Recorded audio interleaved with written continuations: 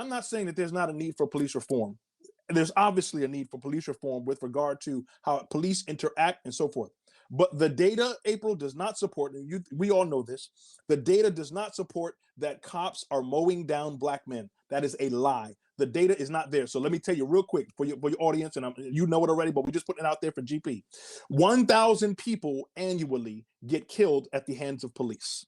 1,000. Check the Washington Post. They have the receipts. They collect this data every single year, every single time one happens. So 1,000 people annually. 500 of those people are white. 250 of those people are black. Right. So you're telling me something that affects less than 1% of the population. We should be up in arms. I hear Whoopi Goldberg and all these individuals on The View who are like a bunch of cackling hens. I'm sorry. The I hyenas. can't stomach them. Hyenas. Like, oh, how many times this got to happen for us to do something? Listen, Right. this is happening to white people more. It And is. so Roland Fryer, the Harvard economist, black man, who did a study, his sample size was various agencies across the country.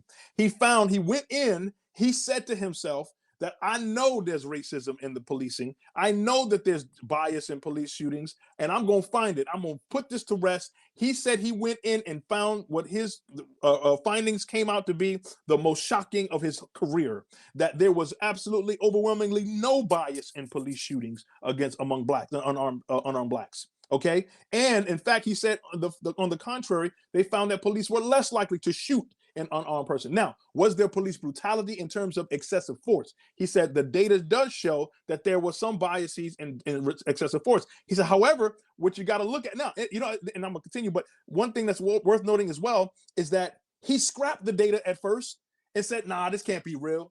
He scrapped his research team, got a whole new research team, got a whole new data set, and did it again and found the same thing. So anyway, what that has to also say to us is that, well, is there a reason why sometimes they're going in with excessive force? Because look at the homicide rates and the aggression that they're met with in the black community because of the overly emotion that I hate police, and they are reacting and they don't want to submit. They don't want to respond. They don't want to comply. And do you think it's a correlation with them using excessive force when you think they're just meeting black people and just going upside the head for no reason? That's not the case. That's not happening. And so we know that the data says that. So anyway, I said that to say police brutality, police shootings, black deaths at the hands of police is a smokescreen. It is a deflection of the issue because, again, it has to be about racism. Even though the data points to the fact that this is not our biggest problem. This is not something. I read an article that just made me, I don't know how it made me feel. I was just like, what in the world?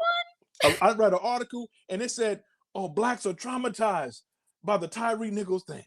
We traumatized. I said, we traumatized at something that happens to less than 1% of black people, and it happens to white people more. But go ahead. You said that you read an article that said that black people are traumatized about what happened to Tyree Nichols. What happened to Tyree happens in our communities every weekend. They just don't have badges. Thank you. Oh, really? Thank you. Thank you. And that's what I said in my Twitter post. That's what I said. I said, really? I said, we traumatized by that? And it happens to 250 black people and 500 white people every year. I said, but 7,000 of these people that are dying at the hands of other black people, that ain't traumatizing y'all? I said, they're training you. The media is training you to deflect from what? Self-agency, from dealing with the things that we have a locus of control over. And you are the victim of the system. And they want you to stay in that mindset, to not look inwardly. You know why, April? And let's bring it back to the gospel. Because at the heart of the gospel, you are no victim. You are a criminal. At the heart of the gospel, you are an offender. You are guilty before a holy God, and you have to submit. And there's no way you can come to the gospel if you look at yourself as the victim, and it's always somebody else's fault. And you committing crime, you're murdering, you're stealing, you're having babies out of wedlock. But I'm a victim. I don't see myself as a perpetrator. So that blocks you from the only thing that can give you life, which is to come to repentance and see yourself as a sinner. And you can't come to the gospel looking at yourself as a victim. Listen, you better bring that gospel to bear, bro. We got a super chat. Thank you, Jay Shaw, for supporting the show. He goes, as a black man, I don't feel safe around police. Would you like to speak to that?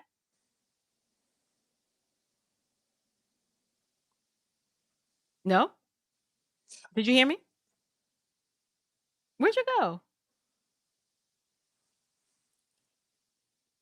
So while he's trying to get him going, I'd like to ask a question. I'd like to know. Okay, the streets of Philadelphia are extremely Wait, dangerous. no. So, it was a question that Jay Shaw had. I want to know if you wanted to address it. He goes, "As a black man, I don't feel safe around police." I'll leave it up. I think there's a delay, and that's why you're just like, "Wait, what? What just happened?"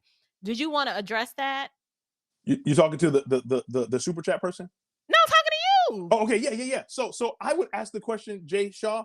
I would want to know why you're unsafe around police. Because see, I'm from the hood.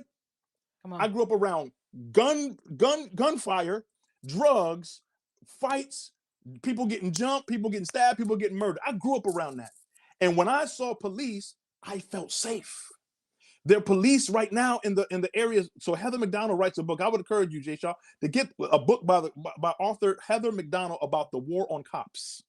And so Heather McDonald says this. She went into the Bronx, your side of town, April, and she talked to the women in the building, black women who were in these buildings, and they were talking about how they feel terrified and how they feel oppressed by the black youth in their buildings and the black men around their neighborhoods. They don't feel safe coming outside because of the crime, and they're getting mugged. And when the police show up, they feel good. And they said, I wish we had more police. Black people are crying out for more police in these places where crime is highest because they feel safe. I would want to know. I felt safe, and I came from the hood. I'm not talking about no suburb. I came Mm, from the hood, homie. Crack, guns, gangs, this drugs. That's what I came from.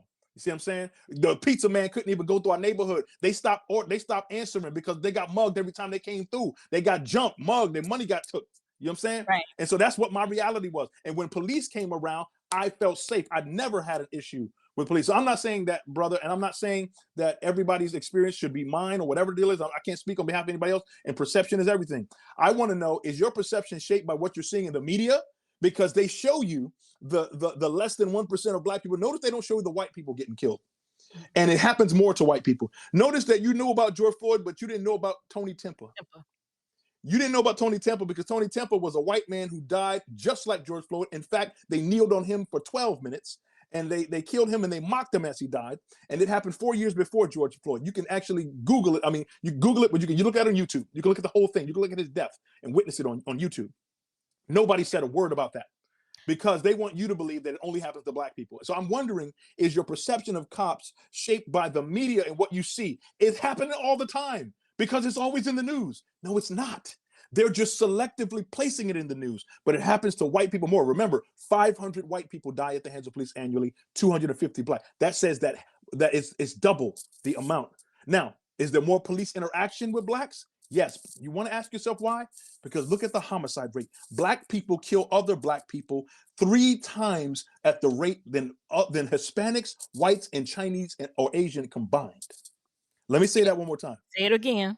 Black people kill other black people at a rate that is 3 times whites, Hispanics, and Asians combined.